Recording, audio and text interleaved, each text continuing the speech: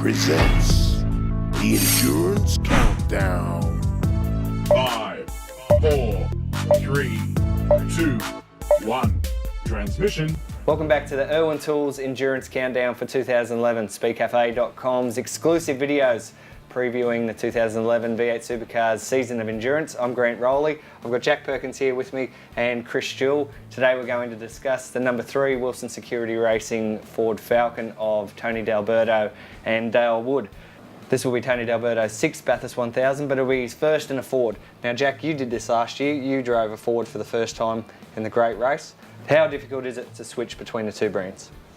It's more to the team than the brands. Obviously, he's got an FPR, FG, was on pole position last year at the race, so I'm sure that car will be, if not better than what Tony's been there in the past, so he'll be looking forward to trying that out Thursday practice. The FPR cars have been extremely fast at Bathurst. Chris, would you be fair to expect that if they're on the pace, Tony will have a good chance?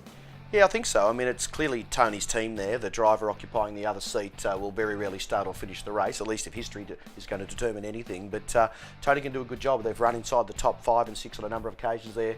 I can still remember the year where Bargwana was actually in that team there and they chose to have Tony finish the race, and he didn't really finish the race, did he? So I think the car is good, the team is reasonably sound, but yeah, a top 10 finish is probably the best expectation for that combination.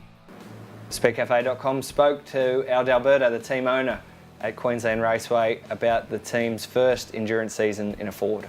Switching from Holden to Ford, it's the first time you go into these long distance races in a different manufactured car.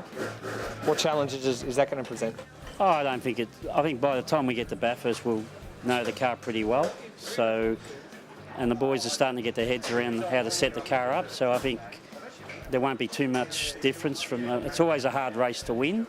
So either way, I think we'll rise to the challenge. D'Alberto's endurance partner is Dale Wood. He was a late addition to the endurance field. Now, Jack, you drove with him. Do you think he's up to the job? Yeah, Dale is a reliable driver, and as most of the co-drivers will find, you've just got to hand the car back to the lead driver and make sure you're there at the end of the race. And I'm sure Dale can do that. He's a great bloke. He'll gel with the team really well. And as I said, if he gives it back to Tony at the end of the day, a top 10 result would be a great achievement. So Chris, what's a good result for this team? Yeah, I think top 10 would be a good result. A single digit top 10 finish always looks better than 10th, doesn't it? 8th and 9th always looks good, and Dale is workmanlike and he will do the job, and he'll know his place in that team and he won't be taking any undue risks. As long as he can dodge those around him who might be doing so, I think there's a chance for perhaps 8th, 9th, 10th, somewhere there. That's the number 3 Wilson Security Racing entry. You're on the IRWIN Tools Endurance Countdown. More tomorrow. When you've got a job to do and not much time to do it, you can't beat IRWIN Groove Lock pliers. With an innovative press and slide button, they adjust twice as fast as a regular pair of multi-grips. IRWIN Tools.